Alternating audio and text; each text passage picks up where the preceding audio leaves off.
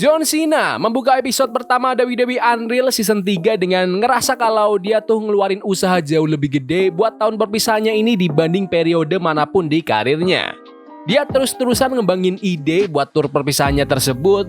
Kata Cena, setiap cerita itu selalu dimulai dari satu pertanyaan simpel. Kenapa para pegulat ini pada berantem? Terus, ada cuplikan pas Cena sama Logan Paul lagi diskusiin motivasi di balik pertandingan mereka yang bakal digelar di Perancis. Cena bilang alasannya mau ngelawan Logan karena dia percaya sama potensi yang dimiliki Logan. Di saat orang lain ngerasa Logan tuh nggak layak.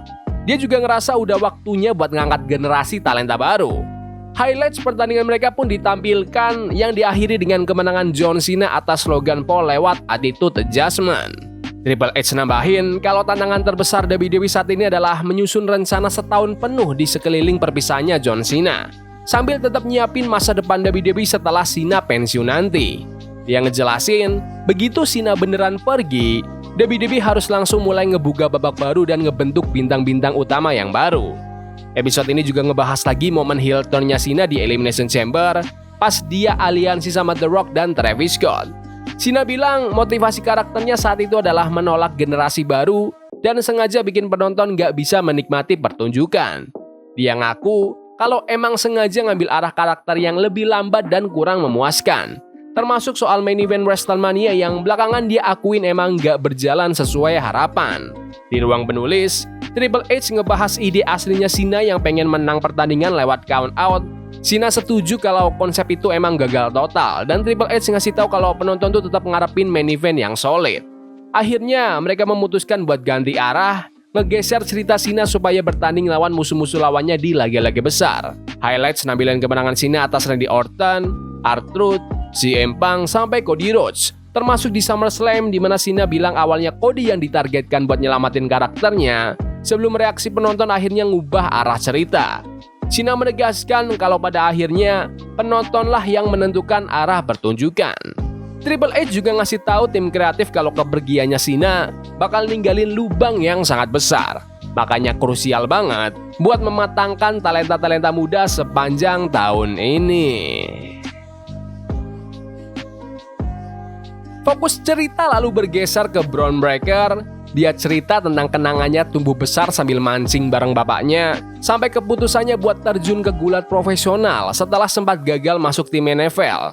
Dia ngebuka nama aslinya, Bronson Reed Steiner, ngebahas jurus spear andalannya, dan ngaku kalau gulat itu emang impiannya dari dulu. Episode ini ngerangkum latar belakang Bron di gulat amatir, karir kriket atau American footballnya, serta warisan keluarganya sebagai anak dari Rick Steiner dan keponakan dari Scott Steiner. Cuplikan awal karirnya nampilin Bron yang bilang kalau target utamanya adalah gelar juara dan warisan karir, bukan cuma sekedar aksi pamer di atas ring. Triple H dorong Bron buat nyiptain identitasnya sendiri daripada cuma ngekor warisan keluarga Steiner, sambil ngebandingin jalurnya sama apa yang dilalui Roman Reigns dan The Rock. Bron bilang kalau bergabung dengan faksi divisinya Seth Rollins ngebantu banget nyepetin perkembangannya. Sementara Seth sendiri muji Bron sebagai salah satu talenta muda paling top di WWE saat ini.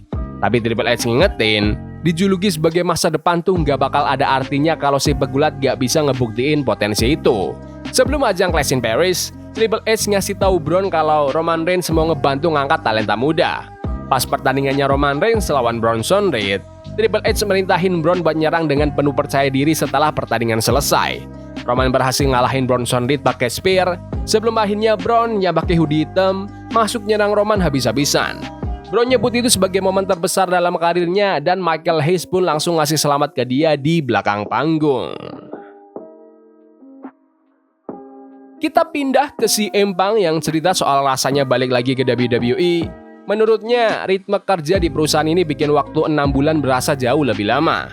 Episode ini ngebawa kita balik ke SummerSlam pas Punk berhasil menang World Heavyweight Championship sebelum Seth Rollins langsung cash-in kontrak Money in the Bank buat ngerebut sabuk itu kembali. Triple H bilang kalau hubungan di dunia nyata antara Seth dan Becky Lynch ngebantu banget ngebuat babak cerita berikutnya. Becky sempat bercanda soal gimana dia harus tetap berfungsi meski cuma tidur seadanya demi ngebagi waktu sama tanggung jawabnya. Di Clash in Paris, CM Punk menantang Seth Rollins buat ngerebut World Heavyweight Championship. Punk berhasil mendaratkan go to sleep, tapi tiba-tiba ada Becky Lynch yang ngasih low blow ke Punk. Disusul Storm dari Seth buat mempertahankan gelarnya. Punk bilang kalau pengkhianatan ini kerasa jauh lebih personal karena datangnya dari Becky. Triple H langsung ngebocorin rencana buat episode Raw besoknya, di mana Seth sengaja ngehindarin Punk dan malah Becky yang terus-terusan ngekonfrontasi Punk. Becky berkali-kali nampar Punk di segmen itu, sementara penonton di arena sibuk sorak-sorai sebut nama AJ Lee. Punk lihat jalan cerita ini emang lagi dibangun menuju sesuatu yang sangat ditunggu-tunggu penonton. Episode ini lalu ngenalin AJ Lee, yang cerita soal hubungannya sama CM Punk. Mereka berdua ngebahas gimana jalan cerita mereka di layar kaca akhirnya berubah jadi hubungan beneran di dunia nyata sampai akhirnya menikah. Mereka juga ngenalin anjing mereka, Larry, sambil cerita gimana awal adopsinya dan dari mana dapat nama itu. AJ mengenang masa-masa awal masuk WWE di era Divas dan bilang kalau penontonlah yang bikin dia bisa tampil menonjol. Punk ngasih kredit ke AJ karena udah ngebantu jadi jembatan transisi dari divisi Divas ke divisi wanita modern seperti sekarang. Sementara Bayley bilang kalau AJ itu inspirasi buat banyak pegulat cewek zaman sekarang. AJ ngejelasin kalau cedera, masalah kesehatan mental, dan prioritas hidup yang berubah jadi alasan utamanya buat pensiun dulu.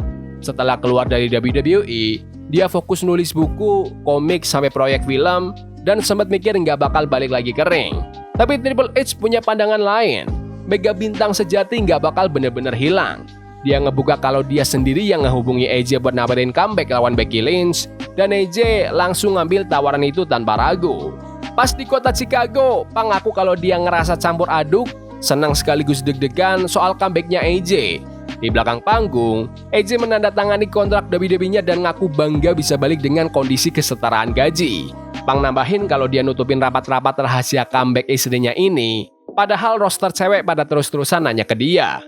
Di SmackDown, Seth Rollins ngenalin Becky Lynch, sementara penonton di arena terus gemuruh meneriakan nama AJ Lee. Di belakang panggung, John Cena nyambut hangat kembalinya AJ sebelum Punk jalan ke ring. Becky terus aja memprovokasi Punk sampai akhirnya musik AJ Lee berkumandang. AJ resmi balik ke WWE, langsung nyerang Becky Lynch dan meluk Punk di tengah ring. Triple H bilang ngelihat reaksi penonton muda pas AJ balik itu rasanya berkesan banget. Di belakang panggung, AJ dapat standing ovation dari seluruh personel WWE. Triple H ngasungin jempol buat penampilannya, sementara Punk ngebeberin kalau comebacknya AJ langsung lembus lebih dari 1 juta views di media sosial cuma dalam hitungan menit. Episode ini sempat nampilin sedikit adegan John Cena yang lagi latihan koreo masuk ring buat acara WrestlePalooza bareng anak-anak, sebelum balik lagi nampilin CM Punk dan AJ Lee di rumah bareng Larry. Punk bilang prioritas hidupnya udah berubah dan bisa berbagi perjalanan karir bareng AJ dan Larry ngasih dia sudut pandang yang jauh berbeda. Di WrestlePalooza, AJ Lee dan CM Punk bersiap-siap buat bertanding lawan Becky Lynch dan Seth Rollins di laga Mixed Tag Team. AJ ngaku kalau awalnya dia nggak pernah mau satu jalan cerita di layar kaca bareng Punk. Tapi sekarang, dia malah pengen merayakan karir mereka berdua bersama-sama. Triple H ngingetin keempatnya buat ngepenuhin dan nikmatin momen langka ini. Di tengah pertandingan, AJ dapat tag krusial dan akhirnya melakoni laga pertamanya di WWE setelah bertahun-tahun. Dia mengaku kaget sama kebebasan berekspresi di divisi wanita modern dibanding zamannya dulu. AJ akhirnya bikin Becky Lynch step out, ngasih kemenangan penuh buat timnya. Di belakang panggung, dia sempat bercanda soal momen dia nabrak meja pas tanding sebelum akhirnya ngerayain kemenangan itu. Kita balik lagi ke John Cena yang ngebahas soal kembalinya Brock Lesnar. Menurutnya, jalan ceritanya emang nuntut Brock buat mendominasi dia secara total, mengingat Cena udah mendekati masa pensiun. Dia ngejelasin kalau rencana awalnya tuh Drew McIntyre yang mau dijadiin lawan berikutnya, tapi reaksi penonton bikin WWE harus muter otak dan ganti arah. Cena bilang kalau dia emang sengaja mancing isu pertandingan lawan AJ Styles lewat media sosial setelah diskusi sama Triple H, bikin reaksi fans yang nuntun kemana cerita harus berjalan. Episode ini lalu ngerangkum persiapan laga Cena lawan AJ Styles di Australia. Highlights nampilin gimana mereka berdua saling ngasih penghormatan ke para legenda gulat sepanjang pertandingan. Cena bilang penonton ikut memengaruhi beberapa bagian dari duel itu, termasuk pas penonton minta gerakan-gerakan tertentu. Begitu tanding selesai, Cena dan AJ saling pelukan hangat di belakang panggung sebelum Seth Rollins lewat sambil ngeluarin celetukan bercanda. Kita pindah ke Triple H yang menegaskan kalau cedera itu bisa ngacak-ngacak rencana jangka panjang WWE secara drastis.